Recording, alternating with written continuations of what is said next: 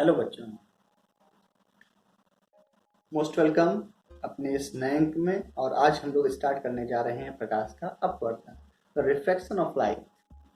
बच्चों, आज के इस कठिन संघर्ष के दौर पे मैं 4 पंक्तियों से अपनी बात को स्टार्ट करूंगा, अपने टॉपिक को स्टार्ट करूंगा।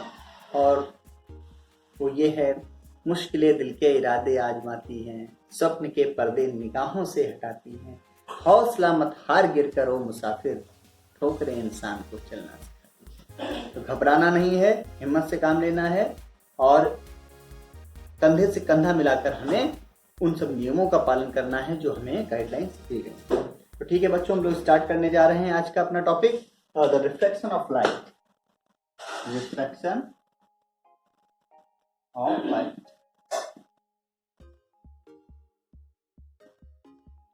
तो बच्चों, आज हम इस टॉपिक में काफी कुछ चर्चा करेंगे। और आप मेरे सामने देख रहे होंगे, आपके सामने एक ग्लास दिखाई दे रहा है और ये मेरे हाथ में एक पेन है। ठीक है, इन दोनों को आप देखिए, फोकस करिए कि ये दोनों चीजें आपको, ये पेन एकदम देखिए सीधा है। ठीक है, अब ये पेन सीधा है और मैं क्या करूंगा, इसको इसके अंदर मैं डालूंगा। तो आप देखिए, कुछ आपको अंतर दिखाई दे रहा है। ये देखिए क्या हुआ, कुछ अंतर आ गया। ये पेन टूटा सा दिखाई दे रहा है, या यूं कहें कि कुछ टेढ़ा सा दिखाई दे रहा है। इसके पीछे क्या हो सकता है, आज बच्चों हम इसी पे ही चर्चा करेंगे। और पूरे एंजॉय के साथ हमें पढ़नी है, कोई भी पढ़ाई करनी है उसमें पूरा मन लगाना है। देखिए, जब मन लगेगा तभी पढ़ाई हमारे समझ में आएगी। और मेरा ये हमेशा से रहा है कि अपने बच्चों को पहले तो उस पढ़ाई की तरफ जोड़ने का मैं प्रयास करूँ। तो जैसा कि बच्चों आप जानते हैं, स्टाइल ऑफ आयुष्मान सर, हमेशा मुस्कुराते रहिए, पढ़ते समय हंसते रहिए, टेंशन लेने की जरूरत नहीं है, क्योंकि हम लोग बहुत ही अच्छा कर पाएंगे जब हम लोग रिलैक्स होकर चीजों को पढ़ेंगे। तो बच्चों, आज ये जो हमने स्लाइड में देखा कि ये एक परिवर्तन दिखाई। अभी तक हम किस तरीके के मिरर्स पढ़ रहे थे, जो एक तरफ हमें परत चढ़ी होती है। तो क्या होता था कि हमने मान लीजिए एक सिंपल मिरर ले लिया, या हमने एक स्फेरिकल मिरर ले लिया, तो होता क्या था, या तो हम इधर तरफ उसमें परत चढ़ा देते थे या आगे की तरफ चढ़ा देते थे। तो होता क्या था, वो ब्लॉक हो जाती थी। जब रेज आती थी तो वो टकराती थी और टकरा के वो लौट जाती थी। लेकिन अब क्या है कि अब हमने जो मिरर लिया वो ट्रांसपेरेंट लिया। कैसा लिया? ट्रांसपेरेंट। अब ट्रांसपेरेंट जब मिरर हम लेंगे तो क्या होगा, अब जो रेज जाएंगी वो क्या होंगी, बाहर निकल जाएंगी। लेकिन ये हमारा जो बीच का स्थिति जो बन रही है एक मिरर के बीच, अगर हम इसकी थिकनेस को थोड़ा सा बढ़ा दें, ये ग्लास स्लैब को ऐसे कर लें, ठीक है, तब हम देखेंगे कि इसमें जो ये रेज आ रही थी ये फ्लक्चुएट हो जाएगी। अब वो कैसे फ्लक्चुएट होगी उसको हम लोग यहाँ पर समझेंगे। जैसा कि आप इस मिरर में देख पा रहे हैं, रोशनी आ रही है आपके सामने। अब ये रोशनी क्या कर रही है, इसके द्वारा आपको ये प्रतिबिंब दिखाई दे रहा है। प्रतिबिंब क्या, एक तरीके की स्थिति आपको दिखाई दे रही है। अब ये स्थिति में आप देख पा रहे हैं कि ये पेन जो था एकदम सीधा था, आपको एकदम सीधा दिखाई दे रहा था। लेकिन जैसे ही मैंने इसमें डिप किया वैसे ही ये क्या हो गया, टेढ़ा। अब आपके दिमाग में ये आना चाहिए कि आखिर इसका कारण क्या है। क्या इसके अंदर जो पानी भरा हुआ है उसकी वजह से है, या जो एक ग्लास स्लैब है इसकी वजह से है, या अन्य कारण। बस बच्चों, यही हमको समझना है। हमें यहाँ पर चीजों को ध्यान से देखना है, एनालाइज करना है और अपने कॉन्सेप्ट पे टिके रहना है। ठीक है, बस इन 3 चीजों का ध्यान रखेंगे, चीजें आसान होती चली जाएंगी। देखो बच्चों, अगर हम बात करें, आप लोगों को अच्छे से दिखाई दे रहा होगा, क्योंकि मुझे प्रयोग करने थे इसलिए मुझे बैठना पड़ा, और मैं चाहूंगा कि मेरे बच्चे पूरे अच्छे तरीके से समझने का प्रयास करें। देखो बच्चों, हमने क्या किया, एक ग्लास लिया है और इस ग्लास में पानी हमने डाल दिया, ठीक है, और हमने एक पेन इसमें डाला, तो वो पेन हमें कैसा दिखाई दे रहा है, कुछ ऐसा दिखाई दे रहा है। ठीक है, ओके, या यूं कहें कि आगे से थोड़ा सा पीछे की तरफ वो शिफ्ट होता दिखाई दे रहा है। देखिए, जैसा कि आप देख पा रहे होंगे, इसलिए मैंने आपके सामने रखा हुआ है, जिससे आपको कोई प्रॉब्लम ना हो। तो बच्चों देखिए, यहां पर स्थिति ऐसी क्यों हुई, प्रिंसिपल्स इसके हैं, अभी हम लोग इसकी थ्योरीज पे जाएंगे, इनके प्रिंसिपल्स पे जाएंगे। लेकिन अभी हम लोग सिर्फ नॉर्मली चीजों को एनालाइज कर कि क्या हो सकता है, what are the possibilities are here. तो देखिए पॉसिबिलिटीज क्या है। यहाँ पर क्या है कि हमने अगर बात करें कि हम एयर में हैं, ठीक है, ये है हवा, हमने ग्लास ले लिया तो ये किसका था, कांच का, ठीक है। अब इसके अंदर हमने क्या भर दिया, पानी। तो अब आप देख रहे होंगे यहां पर तीन माध्यम हमको दिखाई दे रहे हैं, एक तो हवा, पानी और कांच। अगर आपसे कहें कि जो प्रकाश है ये सबसे स्मूथली किसमें चलना पसंद करेगा, तो आपका उत्तर आएगा सर निर्वात में सबसे तेज इसकी चाल होती है, हमने आपको बताई थी। तो यहां पर बात है कि उस प्रकाश की जो फ्रिक्वेंसी है, जो चाल है, वो स्पीड है, वो कहीं ना कहीं एक माध्यम से दूसरे माध्यम में जाने पर फ्लैक्चुएट होती है, कुछ ना कुछ परिवर्तित हो, विचलित हो। उसी विचलन को ही हम लोग बोलते हैं अपवर्तन। अब ये विचलन कैसे होता है, इसको हम लोग प्रिंसिपल्स में, इनके नियमों में हम इनको समझने का प्रयास करेंगे। तो बच्चों हम एनालाइज करेंगे चीजों को और बहुत ही सिंपल वे में हम इसको समझने का प्रयास करते हैं, और जैसे ही जैसे चीजें आपको समझ में आती जाएंगी मैं वैसे वैसे आपको आगे बढ़ाता जाऊंगा। देखिए बच्चों, अगर मैं बात करूं, यहाँ पर मैंने दो मीडियम ले लिए, एक मैंने एयर ले लिया और दूसरा मैंने ले लिया वाटर, ठीक है। अब एयर और वाटर में हमने क्या किया, एक बीम लाइट की हमने इसमें एंटर, ओके। हम लाइट को ही लेके भी चल रहे हैं, चीजों को आप सामने देख रहे हैं, ये लाइट से ही सब कुछ पॉसिबल हो पा रहा है, आप देख पा रहे हैं, बस उसको हम लोग यहाँ पर थोड़ा साइंटिफिकली समझने का प्रयास करें।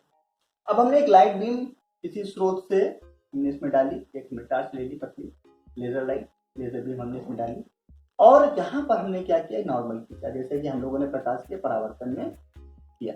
अब चूंकि यहाँ पर दो मीडियम है, मीडियम 1 और ये हमारा मीडियम 2। अब यहाँ पर चीजें आपको एनालाइज हो रही होंगी कि एक मीडियम से दूसरे मीडियम में हमारी बीम आए।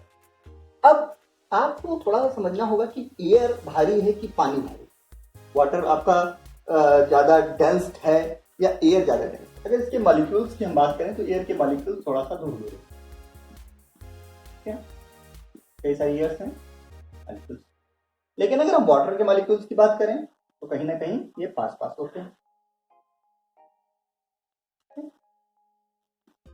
अब आपको कह दिया जाए कि इस भीड़ से आपको निकलना है तो आप आराम से निकल सकते हैं, लेकिन आपको कहा जाए इस भीड़ से आपको निकलना है तो आप क्या करोगे, बच बचा के निकलोगे ना।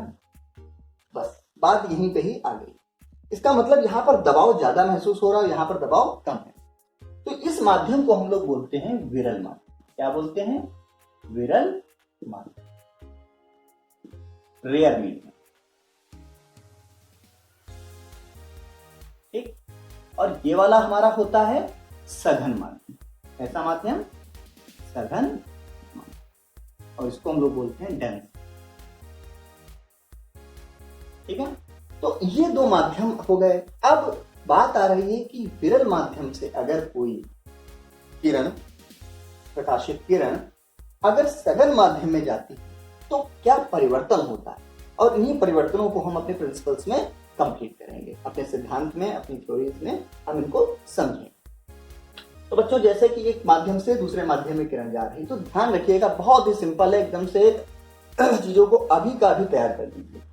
अगर कोई किरण सरल माध्यम से या विरल माध्यम से, इसको सरल माध्यम भी बोल सकते हैं, विरल माध्यम से सघन माध्यम में जा रही है, किस माध्यम से किस माध्यम में जा रही है, सरल माध्यम से या विरल माध्यम से सघन में जा रही है, तब क्या होगा उसको। अगर कोई किरण, ये हमारा कैसा मीडियम है, विरल है, और ये कैसा है, सघन, ठीक। तो यहां पर आने में इसको कठिनाई महसूस हो रही कि नहीं हो रही, तो ये अभिलंब, और जाना इसको कैसे चाहिए था, ऐसे जाना चाहिए था, ठीक। इनका कैसे जाना चाहिए था, ऐसे यार जैसे चली जाती।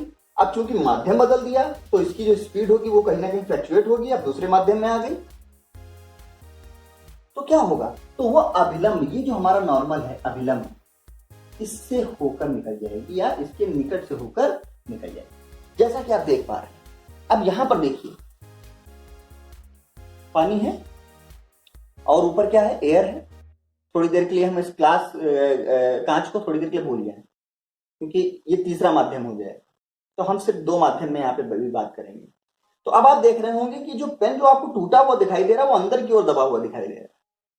तो ये ऐसा क्यों हो पा रहा है? ऐसा इसलिए हो पा रहा है क्योंकि ये विरल माध्यम से सरल माध्यम, इसकी जो प्रकाशित किरणें हमको दिखाई दे रही हैं वो किन किन माध्यम में, यहाँ ऊपर का जो एरिया है ये कैसा है, विरल माध्यम में, और नीचे का जो पोर्शन है वो कैसा है, वो सघन माध्यम। तो सघन माध्यम में जब भी कोई किरण जाएगी तो अभिलंब की ओर से होकर निकलेगी।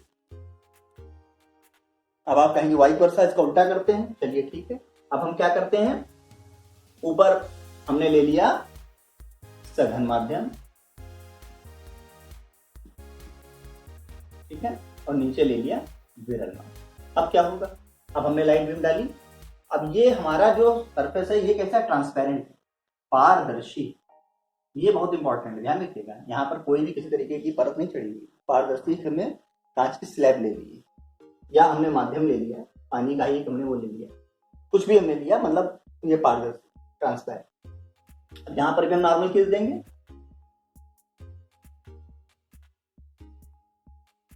ठीक।